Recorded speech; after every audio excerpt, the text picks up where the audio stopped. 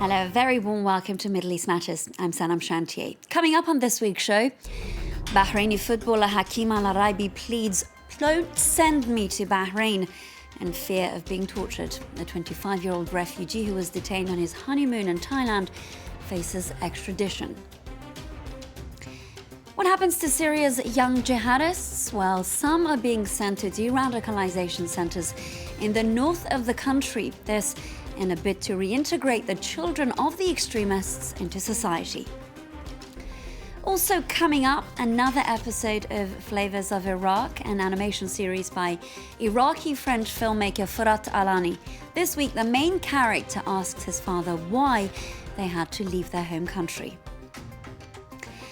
Thank you for watching Middle East Matters. We start this week's show with a look at the ordeal of Hakim Al-Araibi, a Bahraini-born refugee who lives and plays semi-professional football in Australia.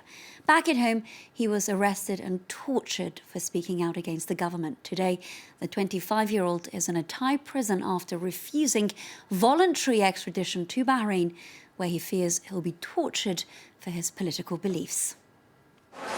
As police led the young footballer away with his legs bound, Hakim Al-Araibi made a desperate plea to the waiting cameras. Please save me, please. A few minutes earlier, the man who once played for Bahrain had launched a formal challenge against extradition to the Gulf Kingdom. He first came to Thailand in November to spend his honeymoon. Instead, he was arrested, and he's been unable to leave Bangkok ever since. He'll now stay at least 60 days longer to prepare his defense.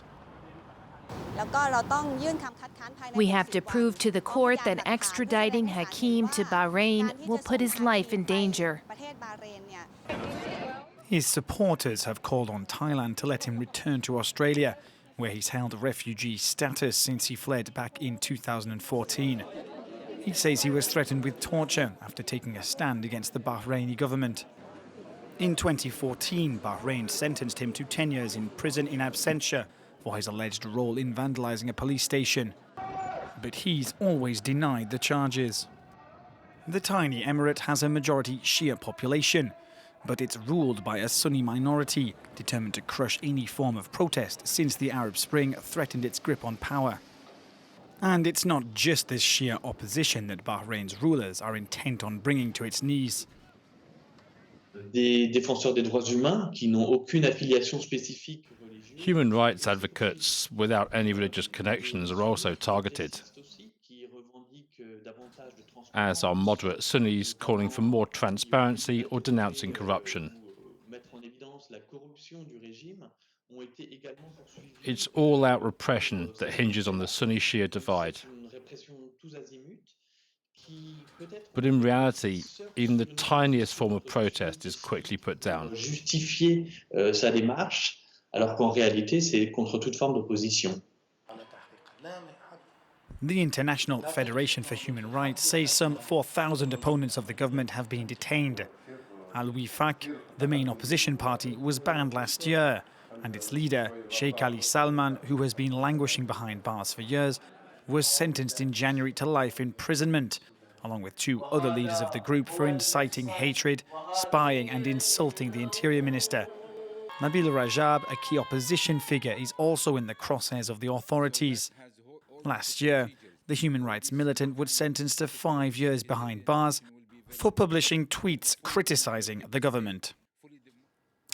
Over to Syria, where the self-declared caliphate of the Islamic State group is shrinking by the day. Now, some of the young individuals linked to the extremist group who've been detained are being sent to a de-radicalisation centre in the north of the country that authorities hope would turn them into non-threatening citizens who could one day rejoin society.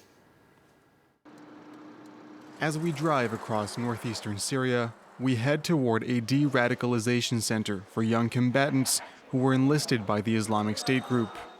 Some 80 teenagers are held in the camp, which is under the control of Kurdish troops. Assad, when you leave this center, what job would you like to do? I'd like to work at a market. We have just learned that this young boy comes from Bretigny-sur-Orge, a Paris suburb. Asadullah, just 13 years old, was arrested near the city of Raqqa. We weren't allowed to interview him, but we managed to ask him a few questions. His Chechen father took him to Syria, along with his two brothers. Il est resté à peu près combien de temps, tu crois? 3 ans. C'était long? Un jour, c'est comme 3 jours. Ah ouais. Trop long le jour. Esadullah says he did not fight with the IS group. It's impossible to know if he's telling the truth. J'étais dans la maison, il a bombardé notre maison. Moi, rien. Rien. J'ai rien, mais j'ai vu mes 2 frères morts. Et mon père aussi, il était devenu mort avant. Je ne savais pas où aller. Esadullah is now alone in this de-radicalization camp. His only goal is to find his mother, who stayed in the Paris area. C'est facile, vous trouvez ma mère? On ne sait pas où elle est, ta maman. Moi, sur la carte, je sais. Toi, sur la carte, tu sais où elle est? Ça fait environ 4 ou 3 ans que j'ai pas vu.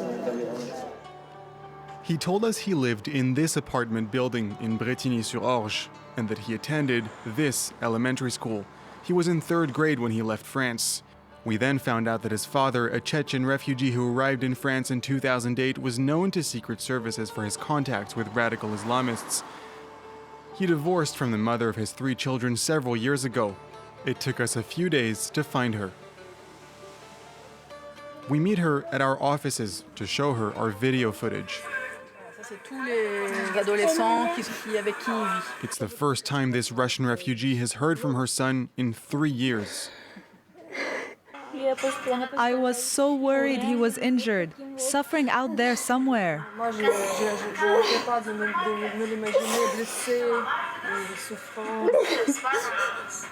Can I take a picture?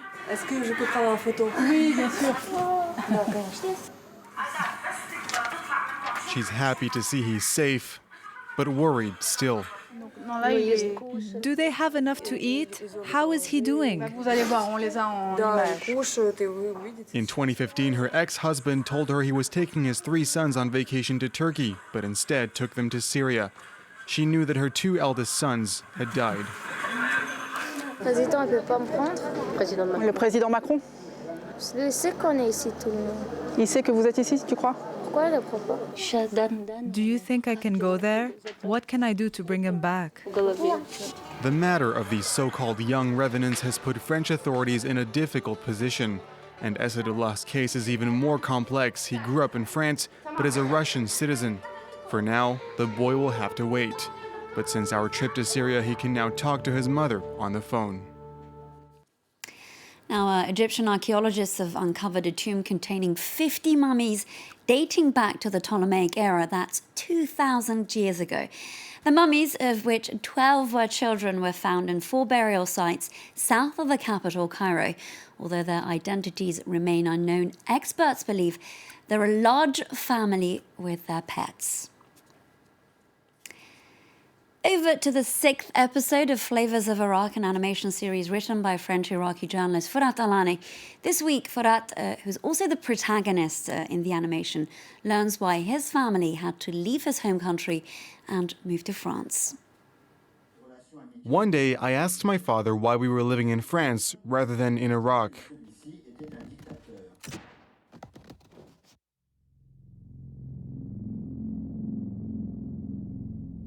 As a young man in 1972, he used to work as a guide for the Ministry of Youth in Baghdad. At that time, Saddam Hussein was vice president. In reality, though, he was already running the country. My father befriended a group of French citizens who were there on official business. They belonged to the Communist Workers' Party. Here, just in case.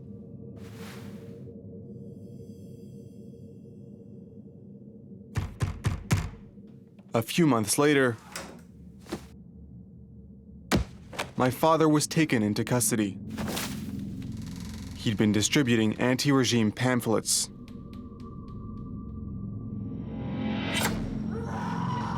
He was locked up and tortured in Qasr al-Nihaya, a jail most people never leave alive.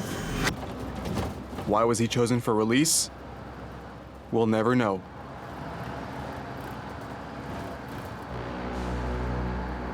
He left prison with about 30 others. The group was forced to take part in one last ritual that they weren't expecting.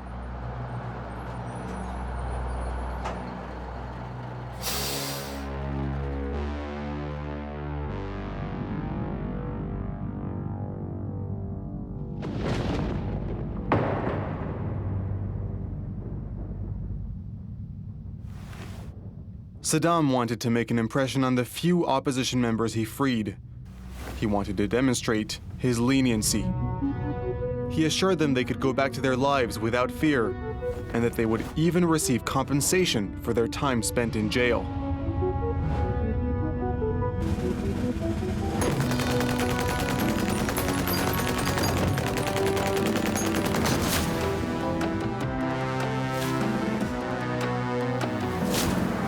And then, he let them go.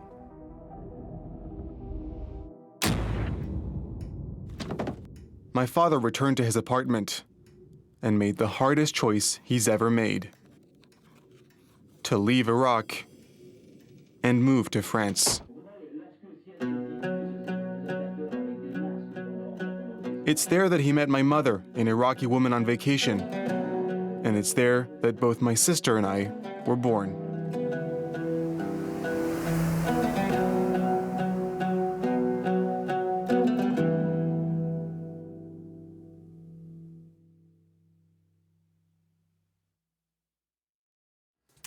Well, that's it for us this week. Don't forget, you can reach out to us on Facebook and Twitter. That's Middle East Matters France 24. Thank you for watching.